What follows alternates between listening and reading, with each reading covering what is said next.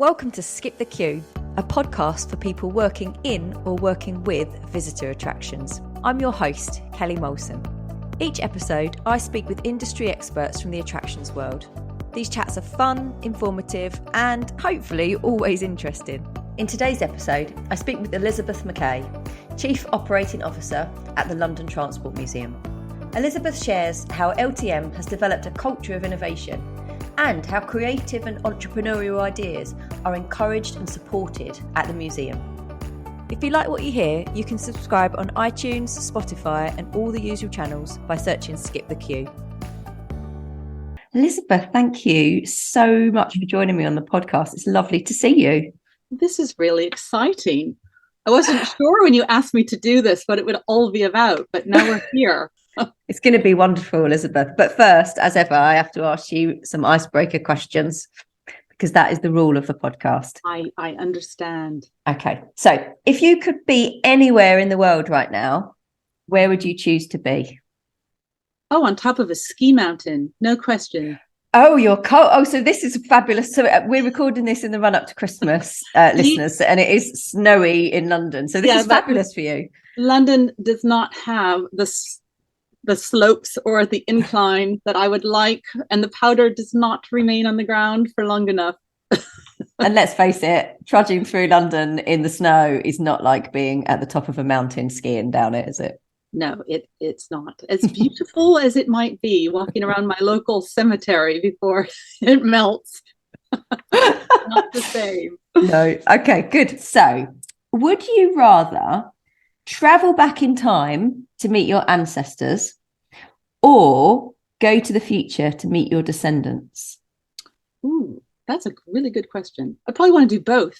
I'd like to go back in time because some of my ancestors traveled across the plains in America in covered wagons. And I think that slightly blows my mind. And then, of course, I've come back. They even took English antiques with them.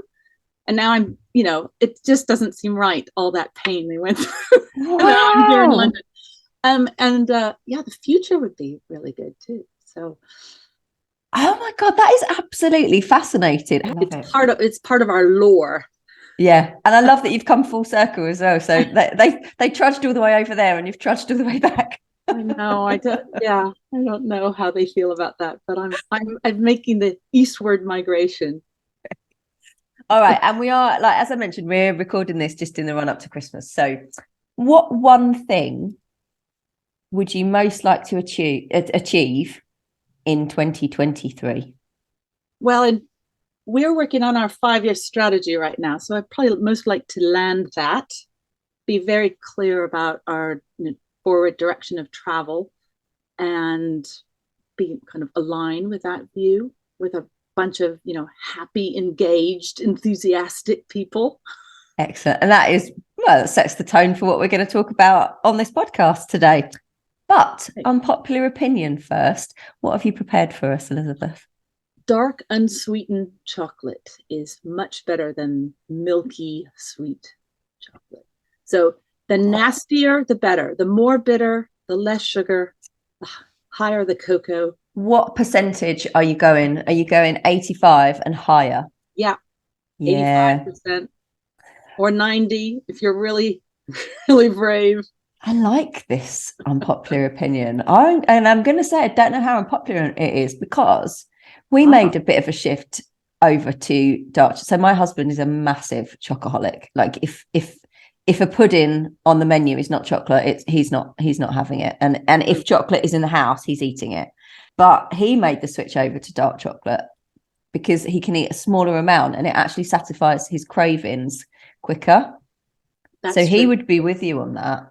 And I'm quite sorry. I thought I was going to be unpopular. You might be. This is just me. Yeah. You might be. I'm with you on it. But listeners, let us know. Are we going dark chocolate or milk chocolate? My kids are not happy with this decision. But there we are. I buy the chocolate. So they just have to get on board with that. They have to lump it then. That's the rules of the house. All right, grandparents indulge. Excellent unpopular opinion. Let us know, listeners, if you are with us or with Elizabeth or against Elizabeth. Tell us a little bit about your role at the London Transport Museum. Okay. Well, I'm the Chief Operating Officer at the London Transport Museum. That's two acronyms, COO and LTM together. I think a COO is kind of do everything and anything role. So for me, that's strategy, forward planning, capital projects, innovation, D&I, green agenda, safeguarding, and basically all the internal stuff. And so I get to poke my nose into everything, anything that needs kind of help, support, or advocacy, really. And I'm also the deputy chair of Kids in Museums. So I get to be on the other side of the kind of governance table in that role. It's a big remit, what you have on your plate, isn't it? I hadn't really considered how many different hats that you would have to wear on a daily basis. And I think it's different at different organizations. So I was really fortunate. It was a new role that when I came into LTM. So you get to shape a role if you're not just picking up what something has been done before. So that's useful. So I could just add in all the stuff that I really wanted to do. I love it. That's a dream role, right? I would like this and all of these things, please. Yes, exactly. So we had a little chat prior to talking today, and you said, and this was really the driver for what our conversation is going to be about today. But you said that culture was the driver for why you joined the organization. So I really want to talk about kind of culture and innovation today. What was it about the culture at LTM that really appealed to you? What made it really stand out? Well, I read somewhere that 75% of people consider a company's culture before applying for a job. That was really interesting.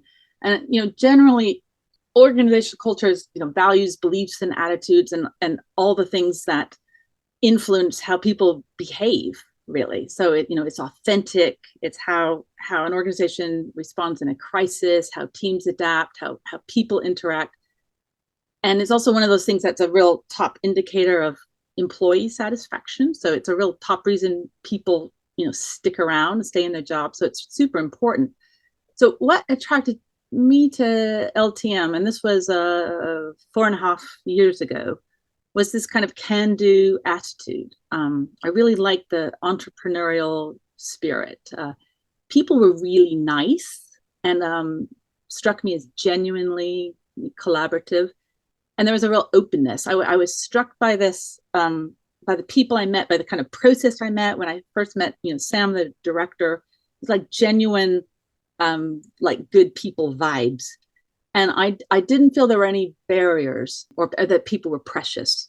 So all of that really kind of struck me. It's interesting that you mentioned entrepreneurial, because that's not often a word that is associated with museums or culture or heritage. Not in the sense of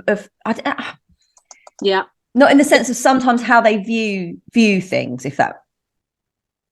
Yeah, I think it's really interesting, and it's part of what attracted me to LTM, and it's part of what drives us all. It's absolutely great. And one of the first things I did when I joined is ran a series of workshops to kind of codify, our culture, because all of this stuff was just brilliant, but it felt like it needed to be pulled together. So, and I'm kind of a self-confessed strategy geek.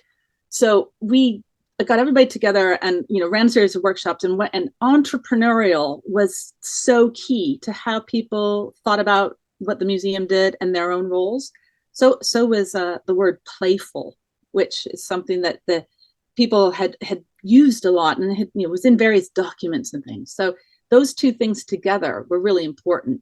And then other words like collaborative, active, courageous, and inclusive came out as, partly it's how people describe themselves and partly it's kind of aspirational, right? So all of that, I worked with everyone and I kind of came up with a strategic framework that we use. As I said, it's kind of codifying all of this. Yeah. And because you mentioned that you one of the things you mentioned is that the culture there is kind of forgiving and encouraging. How do you how did you define that as part of these kind of strategy workshops, or was that already defined before you kind of arrived? Oh, that's interesting. Did I say that? Those are really good words. There are really good words. They're really good words. And I think what that means is it's an environment where creativity is really encouraged. So our purpose, which we kind of defined in this process I mentioned, is igniting curiosity to shape the future.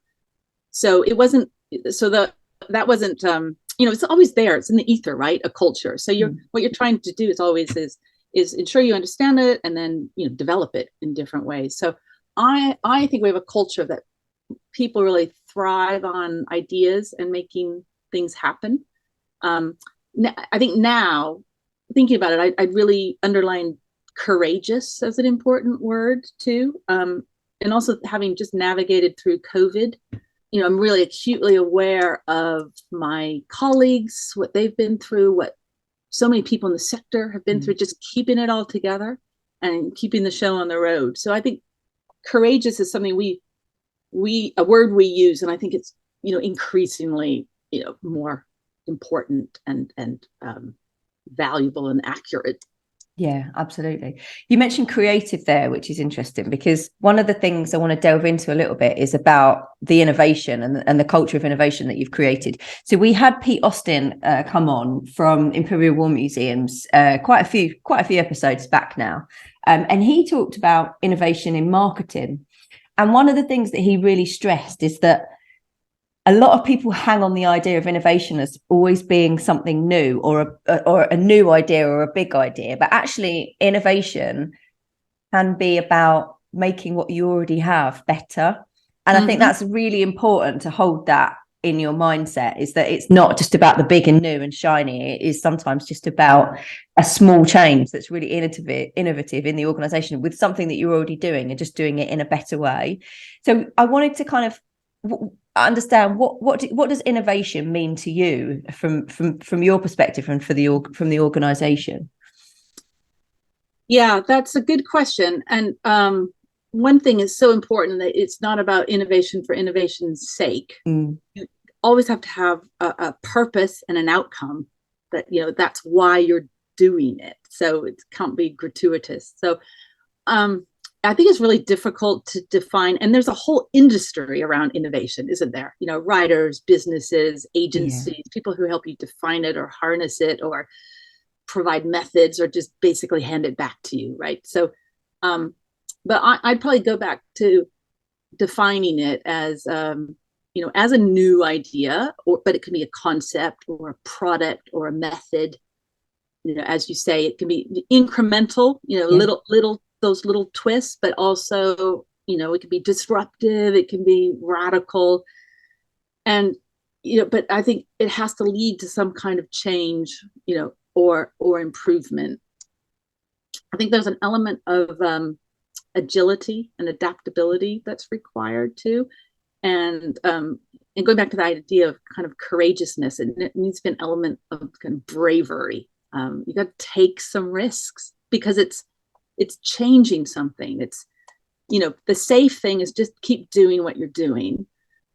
The brave, courageous thing is, push the boat. Yeah. Try something new, experiment, pilot, innovate. I'm a real big believer in all of that. And then I was remembering this great quote. I don't know who it was, some strategy guru said, whenever you see a successful business, someone once made a courageous decision. Yes. Yeah, very true. I like that quote. So maybe somebody can tell us who said that. Let us know, listeners. It's an excellent quote. We'd love to be able to attach it to somebody. Find it.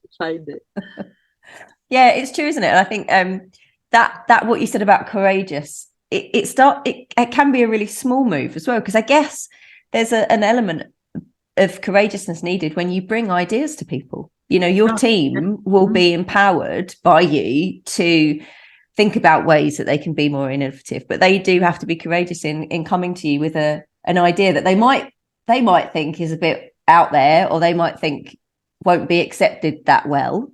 Who knows? So that it starts off at a really small level, doesn't it? Or a small part. It does, and it goes back to the culture of the organization too. So I think there are different ways to can unpack this, right? So going back to talking about articulating your principles. So entrepreneurial and playful, for example, there's a lot in this. So entrepreneurial is priding yourself to be financially sustainable. We earn 80% of our income. So we have a really diversified income stream. So it really helps in periods of uncertainty. A great shop, corporate membership, Hidden London, which was originally a tour business. Now it's a, whole multi-channel experience, right? And then playful is a brand, strong brand. It's a word we love. We fully embraced it kind of in all levels. So you can see it in the marketing and the product, our tone of voice, programming, all those things. So that's a lot to play with. And then I really think that innovation can come from anywhere. So the challenge, as you kind of say, is it's about how you bring those ideas forward. And you need to have ways that people can meaningfully input, right? And you can do this in so many different ways. We can, consultation. So you ask for input, or co-creation. So you're working together on something. And you need some kind of systems, right? Just if you have a creative proposal format or a form or something, it needs to kind of go somewhere. It needs to be looked at, needs to be discussed, it needs to be responded to. All that stuff plays together, really. Are they I think about this a lot, actually. I can tell. No, I really, it's because my background is, as kind of creative person. I started in advertising. I moved to the BBC. I've led creative teams. I've always done that. So yeah, I think you have to have both the strategy and the values, and you have to have the kind of systems and processes. Yeah, that's really interesting. I sensed that I didn't know this about your background, but I sensed that you might have had a creative background, because the way that you've talked about how you would approach certain things is the way that I have been taught to approach certain things from my kind of graphic design background. So I did wonder if you'd been trained in a similar way. Yeah, exactly. And that's why I get really excited about this. That's why the most fun I have in my job is my meetings with my head of design. And they always overrun, and we always come up with all these great things, and then we have to step back and apply all the principles and the financial sustainability and the models and everything. But that leads me to a really good question. So one of the questions I had was, how does London Transport Museum approach innovation? Like, how do you encourage ideas? And you've talked about workshops and co-creation stuff. Like, how do you overcome the challenge of choosing and managing those ideas? You said you can talk for endless hours with your design manager. I'm sure there's some incredible things that have come out of that. How do you refine those ideas and choose which ones you actually bring to market or bring to the organization? Yeah, good question. $1 million question. You've got to be agile, I think. Not all ideas also come up at convenient times to fit into annual planning processes. So that said, I think you could build flexibility into your processes. It's really important that no is not your default answer. So which is true in parenting as well as business, isn't it? Yes. Good advice. Yep. So what's an example of that? So this year and last year, we staggered our planning processes to allow for early ideas to come out that were, unfunded. Don't worry, we'll just want to hear what they are. And that gave them time to be kind of shaped, opportunities for like the fundraising team to look at them, nurture, develop. So that's one, as I mentioned, love a good workshop with lots of Post-it notes. But seriously, there are so many ways to generate and iterate and choose ideas. I think that the other thing is that you really need to delegate down to the people who are the creative engines too. You have to be and that's rich coming from me because I like to get involved in all this stuff, right? So, but I know when and where to step back. And so a good example, our social media manager, super fabulous, basically pitched starting a TikTok channel. Said, yeah, go and do it. And it's just taken off, phenomenal. Great. So the downside is she's just been poached and she's gone off to a new. Damn it. So watch this space in the new year. We're going to have an opening. Retail. I mean, our retail is to die. Your shop is fabulous.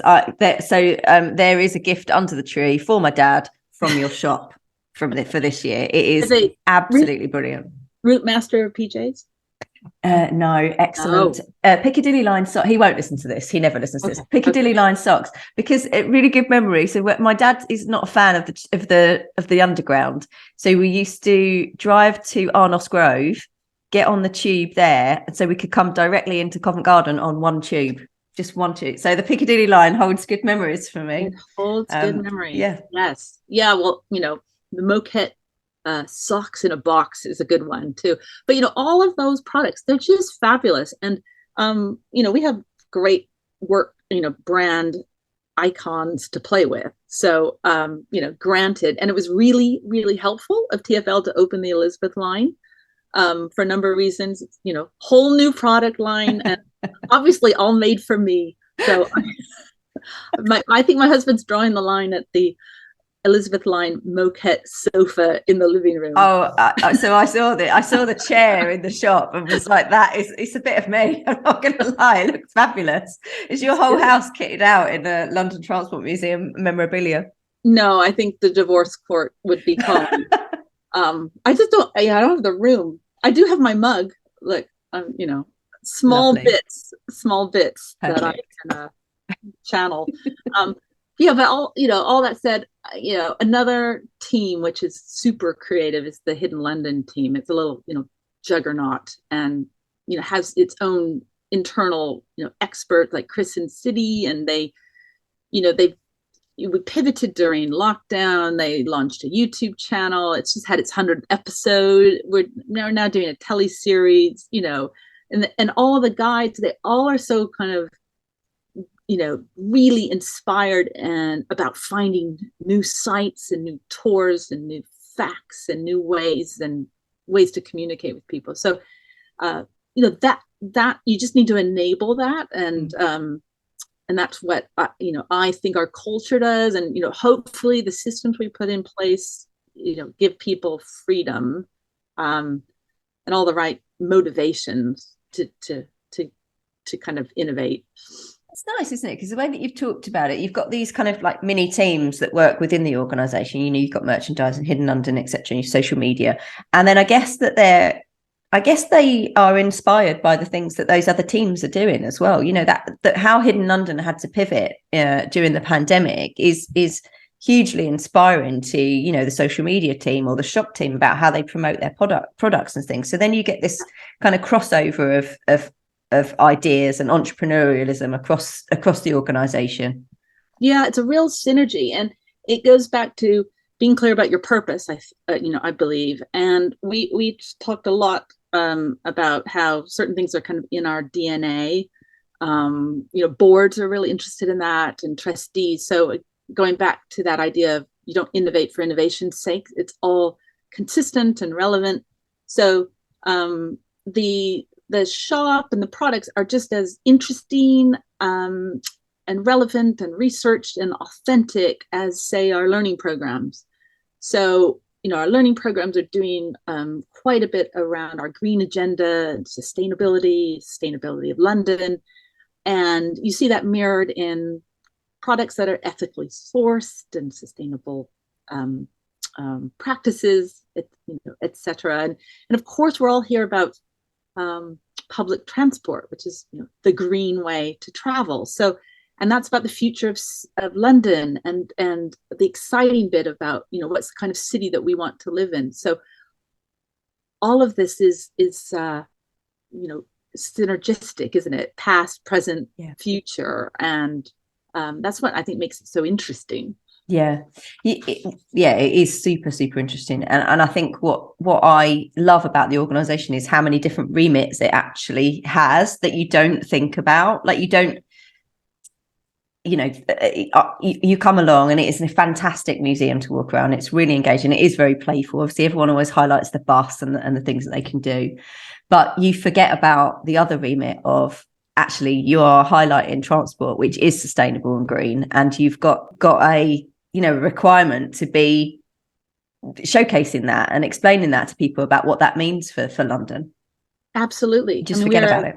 We're an educational charity, but we have all this great stuff behind us. What's one thing that's different about LTM from other museums is the corporate and corporate membership and sponsors that are linked to TfL's pipeline. So that gives us a whole other way to engage. We have thought leadership programs, kind of Chatham House rules type thing, where we're kind of a safe place for bringing together people to talk about the future of transport and London. So yet another thing people wouldn't necessarily know. And so that's why my job is so cool. It's super cool. Tiring. Super cool, but tiring. Yeah. And actually that touches on something else that we should talk about, because you talked earlier about, people having to pivot during the pandemic, and you are a very, you set yourselves as a purpose-fueled organization through the pandemic. That was one of the things that we talked about prior to this.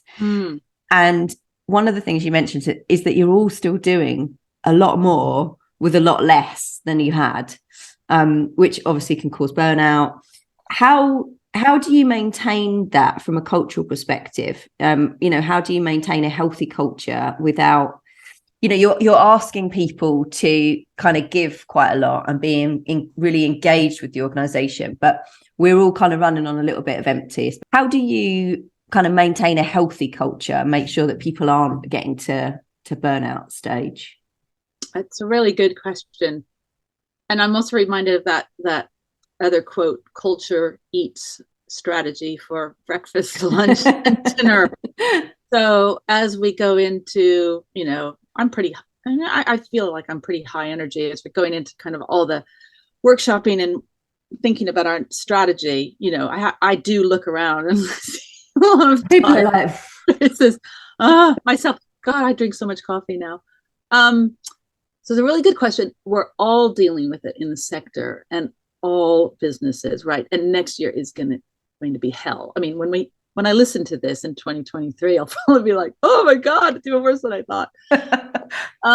So first, again, I think about this a lot. So first, you have to give permission to slow down, to slow the pace, have realistic, what one of our trustees calls heroic targets. Don't have heroic targets, have realistic targets. Then change your plans if there are external issues. For example, we have a real issue with slow recruitment right now. We have support from TfL HR. We have some back office support from TfL. It's also quite interesting, but it also means when they stop, we stop. And so that's been a real challenge. You cannot hire people quickly when you have an opening. That's an issue. So, and in a small team, that will just grind you to a halt, right? So you have to recognize that. Second, I think we have really good ways of working. So we have, a people plan. We have working groups comprised of people from across the organization. We use our strategic principles, like we're here for everyone and we go the extra mile, but we also have deliverables with that. And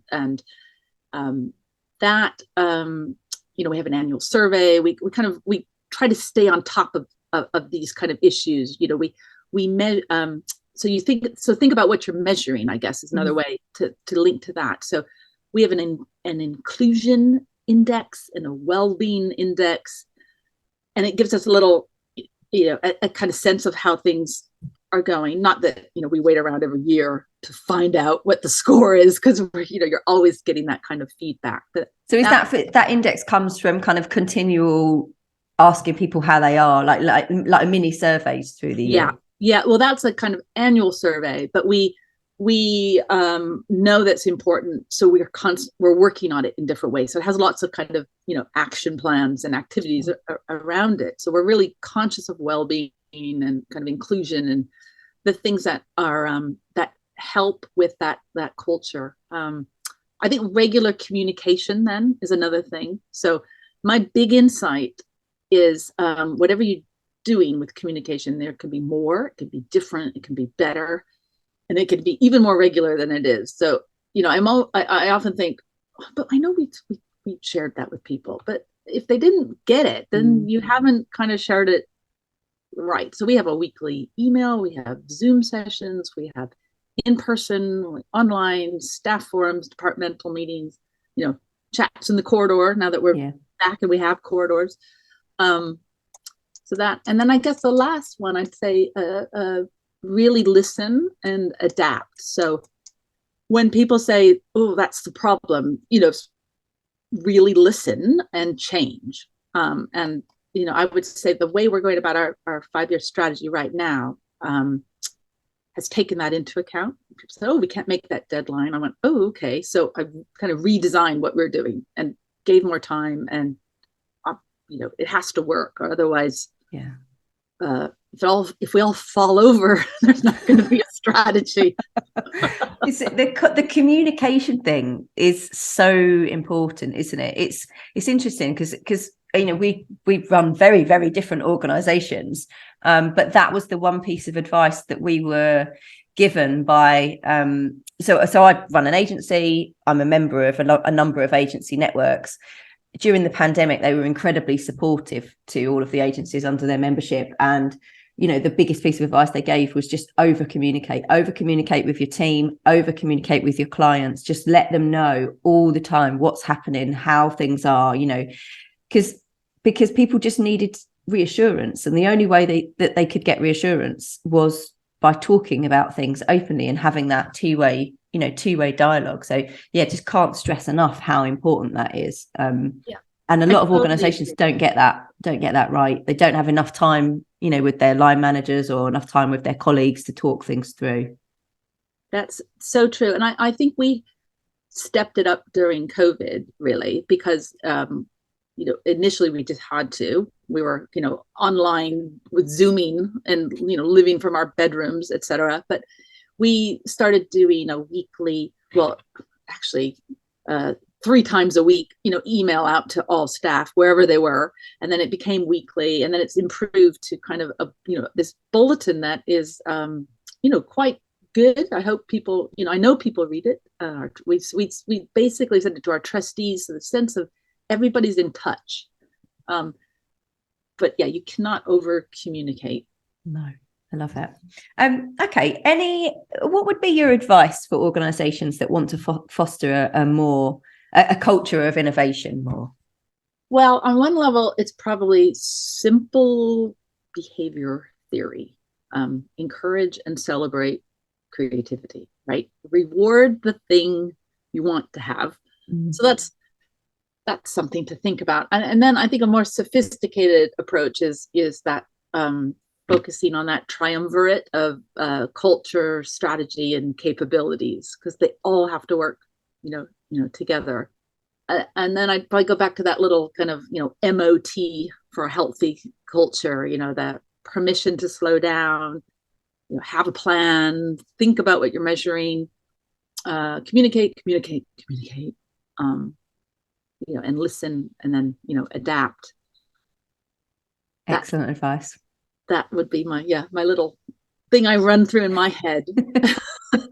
Excellent advice, Elizabeth. Thank you. Do you think, just thinking about what we said about, creative background, do you look for people with a kind of creative background when you're hiring? Do you think that's quite important for an organization that is quite driven by innovation and driven by being, quite entrepreneurial? Well, I do. No, I hand everyone a paperclip when they sit down and say, "Give me 10 reasons, 10 things you can do with this paperclip." No, I'm kidding. I think it's important, we all get stuck in these kind of structured interviews and which capability am I assessing and this and that. And so my default is, stick innovation in there. And because it needs to happen in every job and every role and at every level. So it's never one department. And, and it might go back to my early life as a young whippersnapper in advertising. But I never believed in the creative department and then everybody else. I really liked moving on and becoming, going on the other side and being the kind of, I guess, more the marketing director type role at the BBC, which is commissioning and developing and producing. And I always thrive being around creative people, and they can be in any job, really. Yeah. No, I love that. Yeah, innovation comes from anywhere, any department, any person. Doesn't matter.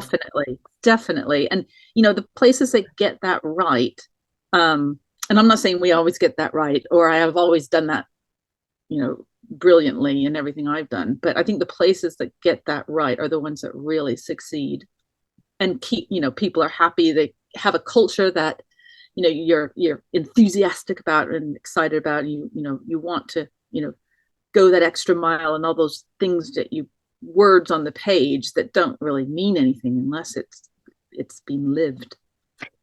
That's a really good point, isn't it? Because I think, there is when you work at an organization, you take ownership of it, don't you? And if you're encouraged to be part of it and you're encouraged to share your ideas, share your innovation, it becomes yours.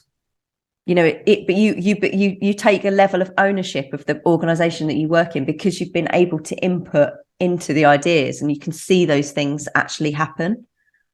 Yes. And I was, just thinking about how you might kind of slightly shift your culture if you need to do that and tweak that. I mean, it's a bigger change program, really. Everyone is part of that kind of shift. But I think it can go back to those stories that you tell and you celebrate. So, and also you can't define what stories people want to tell about your organization, right? They're just out there. But if you try to, give some of that focus and pick the things that you're really proud of, or that our teams are proud of, and are examples or exemplars of that kind of creative and innovative culture, then it can start to be what you're known for. I mentioned the shop, or the learning programs that are kind of blowing me away right now, or Hidden London just kind of firing on all cylinders. Those things get us talking internally and excited, and then that works outside too. Yeah, I love that. And as we end our podcast, you mentioned stories. Yes. I always ask my guests to share a book that they love with our listeners. What would be your book for us today? Well, can I have two? No. You can have two. You can have two. It's Christmas when we're recording, so I will be kind and generous and let you have two. I know that you've allowed others to have two. Because I'm so weak, Elizabeth. You're so generous. You're so lovely, Kelly. Well, one that I mentioned when we met was this book, Talking to Strangers by Malcolm Gladwell. And it's just so good that I think if people haven't heard of it, they should pick it up. I mean, he wrote The Tipping Point and Blink, and he's just an excellent writer. He talks about data in such an interesting way. But this book is all about big questions in history and psychology, and has case studies about Fidel Castro and Sylvia Plath and Bernie Madoff and campus rape. And I guess it's a bit dark. Yeah. But why did Neville Chamberlain think he could trust Hitler? There's just so much in this book that's super, super interesting. Excellent book. My other one is, I just bought this book for my son, Fahrenheit 451 by Ray Bradbury. No, I read it when I was a teenager, and it had a huge influence on me. I think it's my first dystopian novel, so I'm just reading it again, and my son may not get it, or it'll be well. You've done the classic: buy a gift for someone that you're keeping. Yes, yeah. No, I realize they're both very dark. What does that say about me? Oh no, I mean, I'm actually quite optimistic. Generally. Yeah. But maybe you just need an outlet to channel the dark stuff, and that you can do that by reading these books, and everything else is fun and light. Yeah, that's it. The dark side. I probed the dark side between the pages. Great books. All right, listeners, if you would like to be in with a chance of winning Elizabeth's 2 books, then head over to our Twitter account and retweet this episode announcement with the words, "I want Elizabeth's books," and then you can share in her darkness. Oh dear. Elizabeth, thank you so much. It's been a joy to speak to you today. Thank you. I know how incredibly busy you are, so I'm very, very grateful that you could come on and spare us some time just before Christmas. I hope you do have a wonderful festive break. And I am looking forward to seeing what you accomplish in the new year. I definitely know you're going to hit that strategy and get that up and running. So no challenge there. Oh, thank you so much, Kelly. This was fun. And I guess anyone who's thinking about coming on, I would say it was not as painful as I thought it would be. Excellent recommendation. You can write that on our Apple iPod recommendation list. That would be excellent. Not as painful as I expected. Quote. Yes, quote. Thanks. Thumbs up. No, thank you very much for having me. I really enjoyed it. Thanks for listening to Skip the Queue. If you've enjoyed this podcast, please leave us a 5-star review. It really helps others find us. And remember to follow us on Twitter for your chance to win the books that have been mentioned. Skip the Queue is brought to you by Rubber Cheese, a digital agency that builds remarkable systems and websites for attractions that helps them increase their visitor numbers. You can find show notes and transcriptions from this episode and more over on our website, rubbercheese.com/podcast.